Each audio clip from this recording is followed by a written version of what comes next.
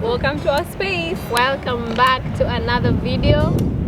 And today's video, we're going to talk about our breakup experiences, our heartbroken experiences. Vile tuliwachwa, Mimi sijawahi wachwa na tukawachana, and how we felt about it. Actually, I have been left even without being told. Oh my God! God damn. Why am I laughing? Okay. It's a touchy subject, so if we get emotional, please, just understand us and please comfort us. Hey, at the comment section down below, tell us sorry. Miss Carol. We're gonna start with this, right? So during your first breakup, who initiated it? Actually, my first breakup, I'm the one who said I want out. Who says I'm done? But it's because the whole time when I was dating this person, I didn't know we were dating. When I see him, that's when I used to remember we dating, you're my boyfriend, you know. So once I was done, I think when I was in Form 2, that was my first breakup. I wasn't heartbroken. Actually, I wasn't heartbroken. That one I wasn't heartbroken. I'm the one who said, you know what? Who says peace out? It's a wrap. Yeah, so I'm the one who the first I experienced was that one. Okay, no, my first breakup too. I'm the one who initiated it, and it wasn't mine was hard. Yeesh. But I'm the one who initiated the breakup. And then the next question, how did you do the breakup? Like how did you go about to relay the breakup message? Let me tell you, now me being me, I'm very petty. My friend, I woke up one morning, decided it's over, I'm done with, I don't want to see you on the next live when you see me again. If you ever see me again. I wrote a long message, and I started, yes, a text message on my phone, and I started with, hi my love, and it ended with, peace out. This is, we are done. Actually, it was through the phone because I was like, I didn't want to see the person again. Why go through the whole thing of seeing you? So for me, it was through the phone. Oh, for me, it was also through the phone. Imagine, Aki, you know, by then, let me tell you, me, honestly, if I would go back and change something, I would have not done it on the phone. I would have done it face to face. Yeah, because my breakup was on a text message. It was very petty, very immature, I don't even know. I was just a hot mess. Let me tell you, mine, the one that was really bad, but that one was done. It was chaos. Let me tell you, the whole town knew. It's like we were the first people to date. We were the first people to have a relationship because it was everywhere. And it was really bad because the whole family was there. Oh no. So you can imagine, just because of something that we would have sat down and told each other, you know what, I'm done, and let's move on. You know, it's like drama. So it was ugly. It took me like almost 2-3 years to get over it. But you know, the sad part is, instead of trying to heal, I tried to brush it off to show people I'm okay, I'm strong, but I wasn't. I was actually really hurting. But that one was on mutual grounds. Like we both didn't want it. We were like, you know what? And there was a baby involved, so we really wanted to like. Yeah. During the breakup, did you ever so how do you call it? You know, when you break up with someone, but then you still make time to go.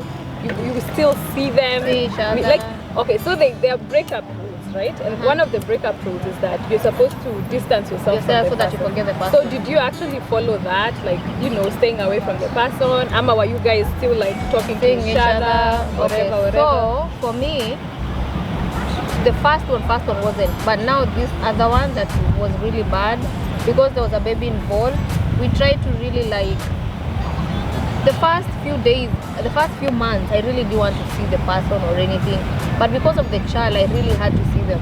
Because what will you do? There's nothing you can do about it. But I really tried to like, but I won't lie, most of the time we were like, once in a while tunanyamaziana for like a month, 2 months, then again we start talking, you know, that back and forth, which is so unhealthy, especially when you really want to move on. Oh my God, you really don't want to be. That's why they're called exes for a reason. Hey, you can say that. Forgotten and done with. Like, but when mine is different. When there's a child involved, it's really difficult to like distance yourself completely. Mine was, I won't even call it ugly. Mine, yangu ilikuwa tu, it was immaturity mixed with Confusion. Confusion. And then there was that, I don't want to let go, but I have to let go. I know you're bad for me. There was that. So we were done, done with whatever. But then always found a reason to circle back. To see each other. I always found reasons to whatever. Let's sit down and talk. Until now, after a while, I was like, okay, it's toxic. I'm done. Toxic, like you need to go move on with your life and then start over. I know. Let me tell you, it's never easy, especially someone you've been with for almost 2-3 years. I think it becomes, it's like you sort of what do I call it? That's the person you are used to be with. So detaching from each other becomes difficult. If God gave you another chance, Carol, I'm giving you another chance for you to go and change things. Would you go back and like redo how you did things? Like, okay, you know how you break up with someone and you're like, you know what, if there's something I do, I actually regret losing that person. I do not regret losing the person, because for me, let me tell you, there are lessons I learned that, let me say that breakup, I learned a lot. I learned that there are people who are gonna love you when it's convenient for them. I learned that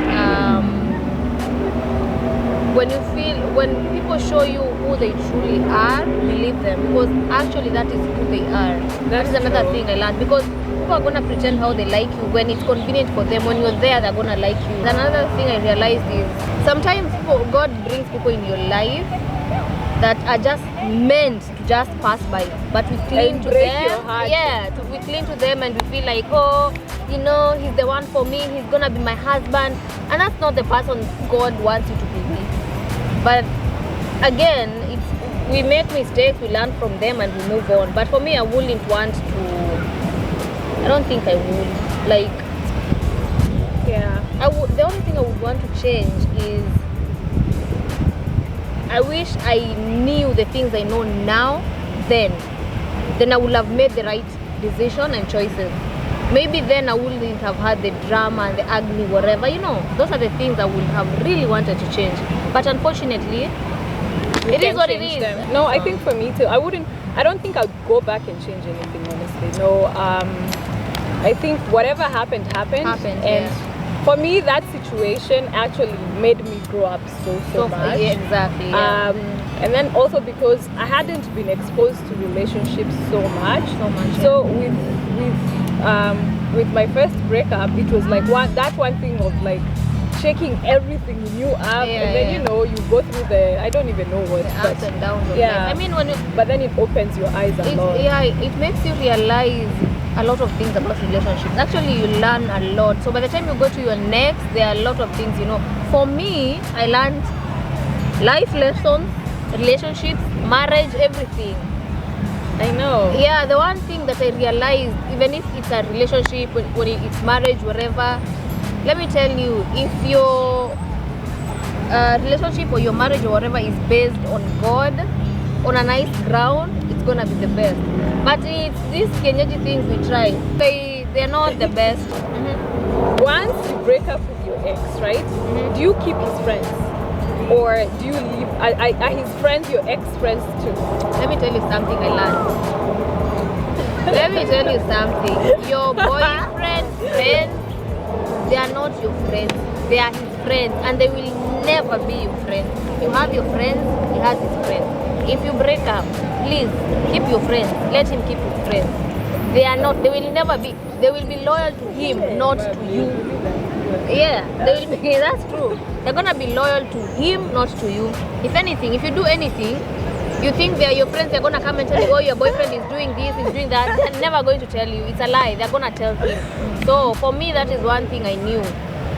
His friends are his friends. My friends are my friends. That's it. Period. There's nothing more, nothing less. That's on period. Fool. Okay. Me, what I can say is now I know. let me tell you. You learned the hard way. Yeah, because so majority of the friends that I had at the time, majority of them, my ex introduced me to them. And so after the breakup, you know, because these people that I had met through him were so dear to me. And then so I kept on thinking that, oh my God, I built a relationship with him and I built a relationship with them. And then me, I give my all into relationships. So I fought for those friends, you guys. What do you have? What the one regret? Not two, not three. The one regret you have about your breakup for me would be especially when you're getting into something. For me, my regret about that, my breakup, of course, it's what I said before. It's how I left it. I think that I should have left it, you know, in a better way, because I think we had a friendship before everything else. So I should have left it in that time. But at the moment, I wasn't in my right mind. So I acted petty. So I think that's the only thing that I would say I regret doing. But do I regret the breakup? No. I think that breakup actually helped me to be who I am. Actually, scratch what I said. I've realized something. I'd also say the same thing. The way I left, because it was a lot of drama. That is one thing. I wish I just woke up one day, packed my things and left, because I wanted to leave a long time ago, but I took long to leave. I kept on giving excuses. A lot of things happened. I was like, you know, it's gonna be okay, it's gonna be fine. So one thing I regret, actually, that is one thing I'd say I wish I left in a better way, like quiet, without the drama and whatever, all that. So we've come to the end of our little breakup story. No, before you say that, Ebu tell girls the few things that you tell them before they get in a relationship, then we close the video. You never got 20 to 5 minutes. Oh, you know what? Me, I really think that back then I used to follow chemistry a lot, and I know that it's gonna differ from person to person. But now for me, chemistry is not it. Like, it's not just okay. So you meet a guy and you look at a guy and then there's that electricity. Guy, no, you guys, that's not it. I think now I know that it's more than that. For you to be with someone, and for that, whatever it is, to go far, you guys have to be compatible. And being compatible is that you have to have goals that are almost similar. Because if you have goals that are going separate ways, most of the time, yes, you'll date, but you'll ukombele, mtaachana ukombele. Kwa sababu you guys will get to a crossroads where you're like, babe, I have to go that way. And she's like, I have to go this way. Because your goals go separately. So it's really important to, when you meet whoever it is, like, be very verbal about what do you see yourself, like, where are you going, where are we going, things like that. To also see if this person is compatible with you, because if you're not compatible and then you just follow chemistry, most of the times you're gonna end up, it always ends up being a fling, because you end up liking each other and then the chemistry dies off, because chemistry dies off. That's true. But then if you have someone with you that has the same goals as you, do you know, even if chemistry and you guys have the same goals, you're gonna stay together, because there's that thing that both of you are trying to accomplish together. To me, that's what I'd say. And don't overthink things. It's never that serious. Oh my God, it's not. It's never that serious. Don't ever feel like you're supposed to stay in a relationship to make the man happy, to make the man's friends happy, and that applies for the guys too. Don't. I think especially when you're thinking about a breakup, you need to be very selfish and think about yourself. I know that people would say that, oh no, think about the guy, what would the other person feel? No, what do you feel? What do you feel? Like, do you think that if you break up, if you get out of this relationship, are you going to be a better person when you do it? Because if you do, then go. Go ahead. No excuses. So, okay, for me, the first thing I'd say is, before you go in a relationship, make sure your relationship is based on God.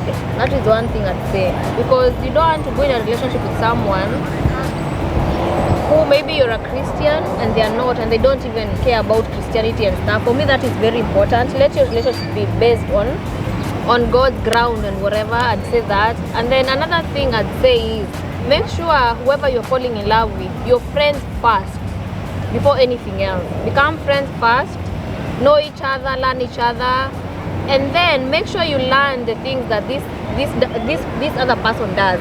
Because if there's something that she does or she does, you know you're not comfortable with, you better leave then before it's too late.